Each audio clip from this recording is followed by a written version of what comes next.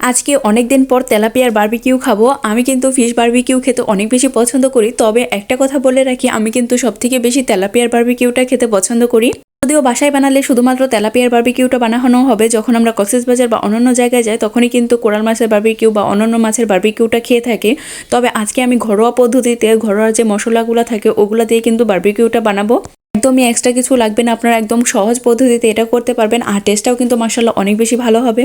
শুধুমাত্র একটা মশলা এক্সট্রা লাগবে, সেটা হচ্ছে বারবিকিউ মশলা। কারণ বারবিকিউ যেহেতু তৈরি করতেছি, বারবিকিউ মশলাটা তো লাগবে। বারবিকিউ মশলাটা কিন্তু প্রথমেই আমি দেখিয়ে দিয়েছিলাম, রাঁধুনি মশলাটা নিয়েছিলাম, আর পরিমাণে কিন্তু খুবই অল্প লাগবে।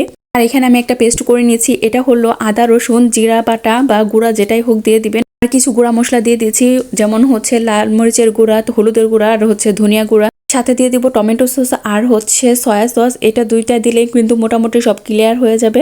আপনারা এটা আপনাদের মাছের পরিমাণ বুঝে সাইজ বুঝে দিবেন, কয়টা মাছ রেডি করতেছেন। তারপরে আমি কিন্তু সরিষার তেল দিয়ে এটা ভাজবো।